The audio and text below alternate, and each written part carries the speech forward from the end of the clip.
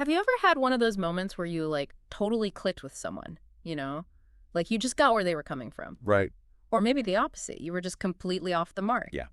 Totally missed the mark. Well, today we are diving deep into that ability, the skill behind those moments, something called social perspective taking. Yeah, that's right. And we have a really fascinating deep dive for you today. We do. Because to really understand this, we are looking at a massive amount of research, a review of 92 studies with data from over 213,000 adults to really extract what are the core insights here, and how does this skill of social perspective taking actually play out in our lives? Yeah, how do we step into someone else's shoes? That's what we want to know based on the evidence. Yeah, yeah.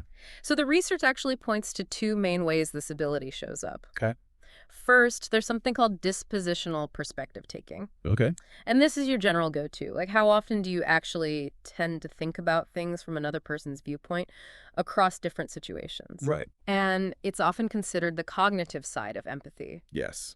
So this dispositional tendency is often measured through self-report questionnaires, like the Interpersonal Reactivity Index, that's the IRI, where you're reflecting on your typical responses in social situations. Right. So you would just like answer a bunch of questions about generally, how do I tend to respond? Yeah. How do I see myself? Yeah, how do you see yourself? Yes. So the second type is called situational perspective taking. Okay. And this is about your ability to understand what someone else is thinking or feeling in a very specific right now context. Right. So researchers will often use things like photos, animations, or videos to see how well you can actually tune into someone else's immediate experience. Right. It's very in the moment. Yes. It's a reaction to something that's happening right now. It's happening right now. Yes. So the central question this research review aims to answer is, are there factors within us, in our environment, that influence these two types of perspective taking in adults?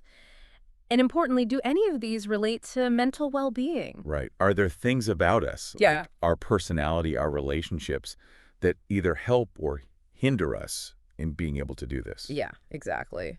So to start, what is social perspective taking in more detail? Like, what are we really talking about here? Well, when we say social perspective taking, we're talking about a skill. Okay. And it involves your natural inclination to consider others, so that dispositional piece, your motivation to truly understand them, and your actual efforts to see things from their point of view. And these efforts, we're talking about the situational piece. Right, so it's not just passively observing. No, it's active, it's engaging. Yeah, you're actively doing something. You're trying. Yeah. And the research really highlights that this is not just a nice skill to have, right? No. To, like, be a good person. It's really important for navigating our social world. It is. Whether it's personal relationships or professional settings, like how we get along with our friends and family, how we do well at work. Yeah, absolutely. So if you can actually see where somebody else is coming from, Yeah. then you can actually behave more appropriately in these situations. Yeah.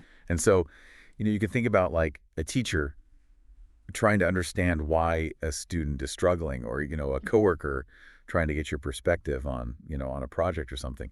It just allows for better interactions. Yeah. Yes. I think this is where it gets interesting, is it also allows for this mental flexibility. Yeah. You can look at a social situation from multiple angles, potentially leading to fewer conflicts in your life. Yeah, absolutely.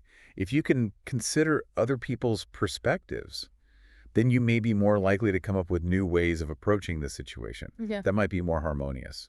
And then, potentially reduce the number of conflicts you have in your day-to-day life. Yeah.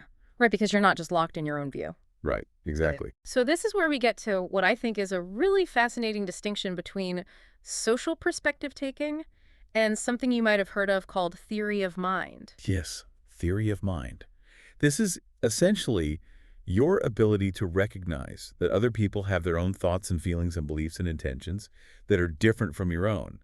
It's understanding that that your reality and someone else's reality can be different. So it's not just imagining what they're thinking, but first understanding that they have thoughts. Precisely, yes. And the researchers in this review were very careful to say that theory of mind is a prerequisite for social perspective taking. You have to first get that someone has a different mental state before you can then try to imagine what that state might be. Okay. Yeah. And so, they really focused specifically on research from the last 10 years in social perspective taking. And I think part of the reason for that is just to build on the earlier work that tried to really clarify those distinctions. Right. So it's like laying the groundwork before you build the house. Right. Yeah. You have to understand that people have different minds before you can really try to see through their eyes. That's a really great way of putting it, yes. So to give us a framework for understanding how all of these pieces fit together, the review touches on what's called the core network of empathy model. Okay. And this model helps explain how we respond with empathy. And social perspective taking is a key component within this model. Right. Okay. So what are the main stages of this model that we should know? So this model highlights three main stages. The first stage is perception. Okay. So this is simply taking in information about the other person. So what are you seeing? What are you hearing? Right. Yeah. And then the second stage is modulation. Okay. And this is where all these various factors that we've been talking about come into play. Okay. And they influence how you process that information that you're getting from the other person. Okay. So these factors can include your general tendency towards perspective taking. Right. So that dispositional aspect that we discussed, but it also includes things like your gender, your current mood, your personality, and even characteristics of the person that you're interacting with and your relationship with them. So all sorts of things can either help or hinder your ability to really tune in. Exactly, yes. Okay. And then the third stage is regulation. Okay. And this is where, you make sense of what's going on, your own emotional response, and then crucially, your ability to actually engage in that situational perspective taking within that specific context. Right. Okay. Yeah, so the model kind of suggests that all of these stages kind of interact to shape your overall empathic response. So it's not just one thing, but this interplay of all these factors. It is, yeah. It's a very dynamic process. Yeah. So let's zoom in on some of the factors that influence dispositional perspective taking, that general tendency that you just have as a person. Okay. Yeah. So the research actually found some interesting patterns related to gender. Yes. So across numerous studies that use self-report questionnaires, women tended to report higher levels of this general tendency to think about things from another person's perspective than men. Okay. However, and this is a very important caveat, this difference wasn't always observed when researchers used physiological measures like, heart rate or something like that, or when they directly observed behavior in these more controlled settings. Right. So what people say they do and what actually happens can be two different things. They can be, and especially when we're talking about something as complex as social perspective taking or empathy. Right. So what about age? Does this general tendency for perspective taking change as we age? Well, it appears so. So the review actually identified an interesting inverted U-shaped pattern in relation to age, Okay. where middle-aged adults, so roughly those between the ages of 48 and 64, Okay. they tended to report the highest levels of dispositional social perspective taking. Huh. That's not what you might expect? No, it's not necessarily intuitive. So why do you think that might be? Well, the review doesn't specifically say what the reason is, but I think one could speculate that middle adulthood is often, it involves this really complex web of social roles. Right. People are often managing families and they're advancing in their careers. They might be caring for their aging parents. And so this increased social complexity might naturally kind of encourage and develop that tendency to consider other people's viewpoint. Right. Yeah. It's like you're forced to. You are, yeah, in some ways. Okay, so let's touch on something I think is really relevant for everyone. Okay. Distress. Yes. So the research seemed to find a connection between how stressed out we are and our ability to take other people's perspectives in general. Yes, this is a very consistent finding. Yeah. So the review found a negative relationship between self-reported low levels of personal distress and a higher tendency for dispositional social perspective taking. Okay. But what I think is even more interesting is the link to these physiological markers of stress. So studies that actually measured cortisol levels, this is the hormone that's associated with stress, they found that lower levels of cortisol were also associated with a greater tendency for social perspective taking. So it's not just about how stressed out you feel, but there's like a biological component to that. There is. There really is, yes. And this hints at that potential protective role for mental health. If you're just generally less stressed out, you might be better equipped to understand others. Right. And then maybe that creates a more positive feedback loop. Right. Yeah. Interesting. Okay. So the review also explores the relationships between different personality traits and this general tendency for perspective taking. Yes. So what stood out there? Well, it seems that certain personality traits often go hand in hand with a greater tendency to see things from another person's point of view. Okay. So people who describe themselves as more open to new experiences, more conscientious, more extroverted or outgoing, and more agreeable also tend to score higher on these measures of dispositional social perspective taking. Okay, so those traits are associated with being better at this. Yes, they seem to be. Yeah. Yes. Were there any negative associations with this general tendency for perspective taking? Yes. So along with the negative link with personal distress, the review found negative relationships with self-reported tendencies towards antisocial behavior and also what's termed subclinical narcissism. Okay. So if you're generally more self-focused, you might not be as good at this. Right, because if you're really focused on yourself, you're not attending to other people as much. Right. And then you're also less likely to be motivated to understand their perspective. Right. Okay. So the review also touched on the role of experience and expectations. Yes. What did the research reveal there? Well, so in educational settings, they found that teachers who had more years of teaching experience and teachers who had these more positive expectations for their students tended to show higher levels of dispositional social perspective taking. And similarly, in broader social interactions, adults who reported being generally more supportive in their interactions with others also exhibited this higher tendency. So it's like the more you actively try to understand others, the better you might become at it. Right, and maybe the more positively you other people, the more you might be inclined to understand them. Right, right. Okay, so let's switch gears now and talk about situational social perspective taking. That ability to understand someone in a very specific current moment. What are some of the factors there? Okay, so one of the really fundamental findings is that people tend to react more quickly when they're focused on their own perspective than when they're actively trying to see what someone else sees in the same situation. Yeah. So this suggests that even in these really simple visual tasks, consciously taking another person's viewpoint actually requires more mental effort. Okay. Yeah, it takes extra work. So I guess it's natural for us to see things from our own eyes. It is. It's the default, yeah. And it takes more energy to shift. It does. You have to exert effort. The review also mentioned something about the ease of self-simulation. What does that mean? Okay, so this is a really interesting idea. It suggests that when it's easier for you to imagine yourself in the other person's exact situation, it can actually influence your empathic response in that moment. Okay. And this is especially true when the situation itself is really ambiguous Okay.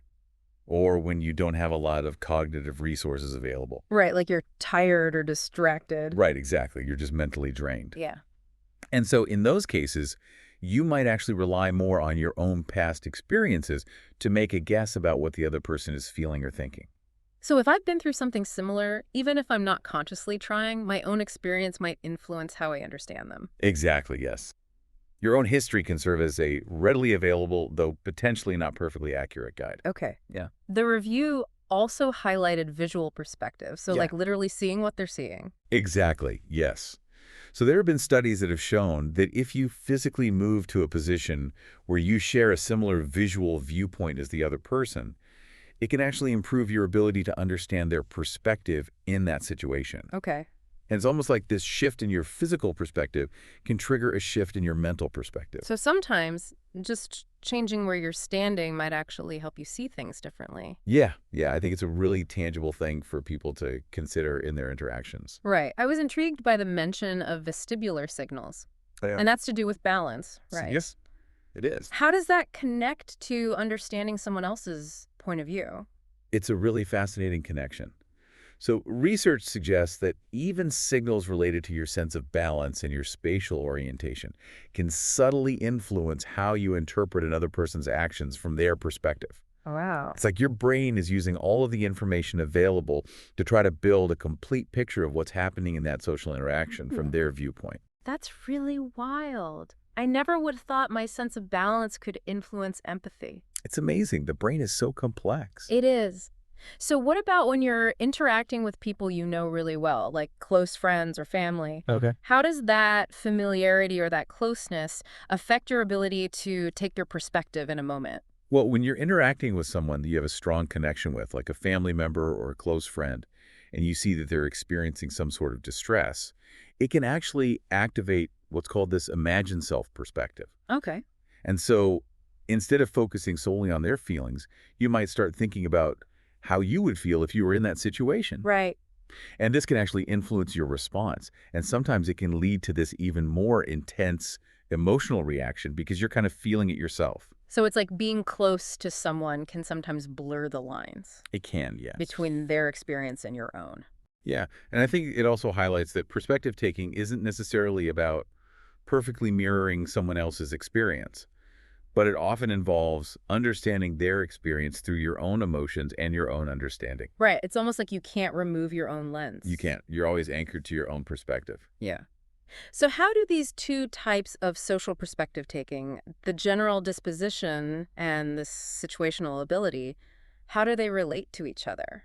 Well, it seems logical that they would be connected. Yeah. And the review actually suggests that people who just generally tend to think about things from another person's point of view are also likely to be better at doing it in these specific situations.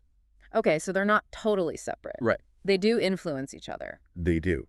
So this is the overall trend. Higher levels of that dispositional perspective taking are often correlated with doing better on these situational perspective taking tasks. Right. So it's like if you practice considering other people's viewpoints regularly, you might get better at doing it on the spot. That's a great way of putting it, yes. So this is all really insightful, but it leads to a really crucial question. Okay. Can you actually improve these abilities? Okay. Is this something you're just born with, or can it change? Well, the good news is that the evidence suggests that both dispositional and situational social perspective taking are actually quite malleable.